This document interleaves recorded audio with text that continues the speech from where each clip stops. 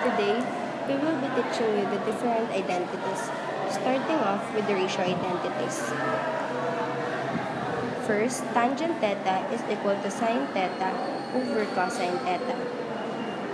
Second, cotangent theta is equal to cosine theta over sine theta. And for the reciprocal identities,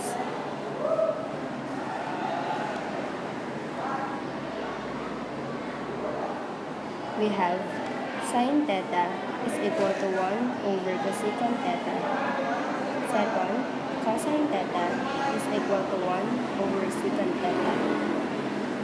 Third, tangent theta is equal to 1 over cotangent theta. Cosecant theta is equal to 1 over sine theta. Secant theta is equal to 1 over cosine theta. Tangent theta is equal to 1 over tangent theta. Now, for the Pythagorean identities, we have cosine squared theta plus sine squared theta is equal to 1.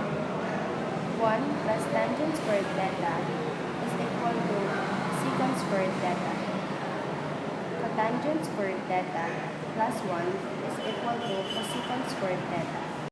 For the first identity, sine squared theta plus cosine squared theta is equal to 2 plus tangent squared theta plus cotangent squared theta over cosecant squared theta secant squared theta. By using the reciprocal identities, it will become 1 over cosecant squared theta plus 1 over secant squared theta. After that, we will apply the butterfly method, and it will become secant squared theta plus cosecant squared theta over cosecant squared theta secant squared theta. By using the Pythagorean identities, we can change secant squared theta to 1 plus tangent squared theta and cosecant squared theta to cotangent squared theta plus 1. Arrange them so that like terms are together. Combine like terms so that 1 plus 1 is equal to 2 and we have verified the identity. For the second item, we will verify that secant squared theta minus tangent squared theta is equal to 2 cosine squared theta plus tangent squared theta cosine squared theta minus 1 over cosine squared theta.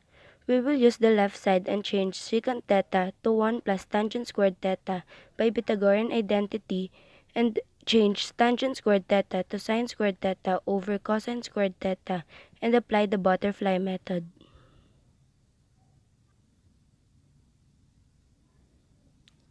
Then, multiply cosine squared theta to 1 plus tangent squared theta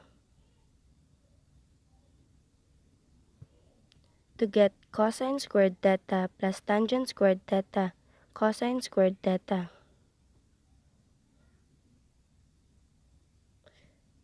Sine squared theta can be made into 1 minus cosine squared theta by Pythagorean identity.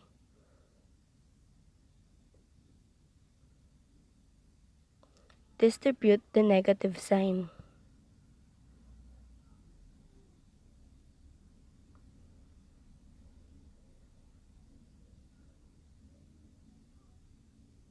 Combine like terms and we have verified the identity.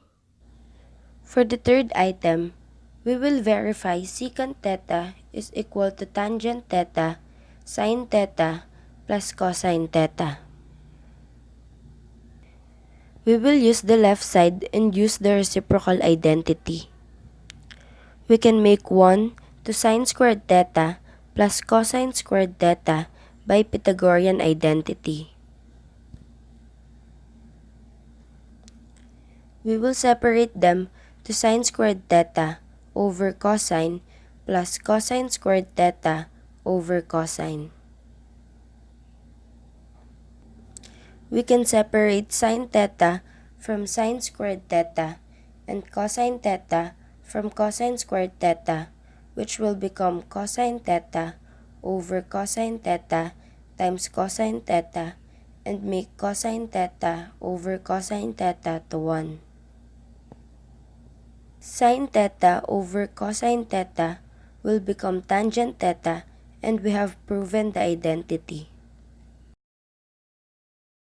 Next, we will prove cotangent squared theta is equal to cosine squared theta minus sine squared theta plus sine to the fourth theta over sine squared theta cosine squared theta. Using the Pythagorean identity, change the left side to cosecant squared theta minus 1. By Pythagorean identity, change 1 to secant squared theta minus tangent squared theta.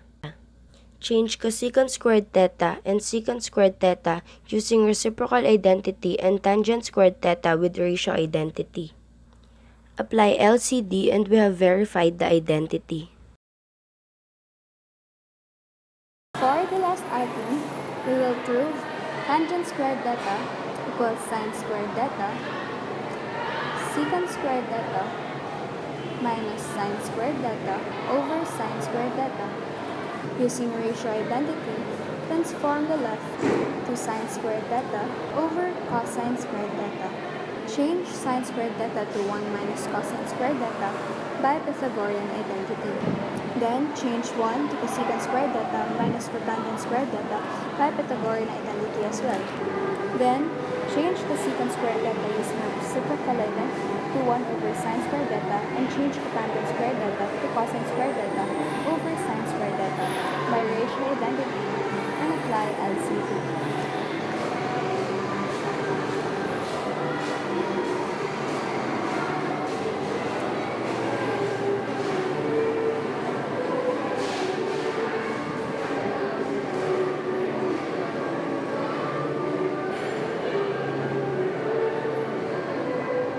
Moving on, change 1 minus cosine squared theta to sine squared theta by Pythagorean identity.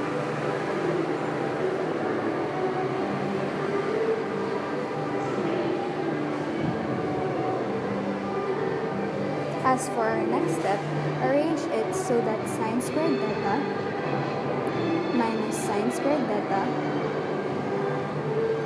cosine squared theta over sine squared theta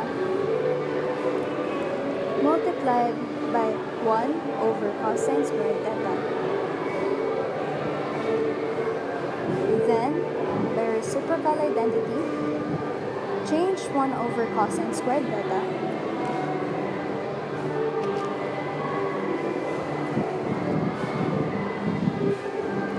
to secant squared theta. Lastly, multiply them, which will cancel cosine squared theta and become 1.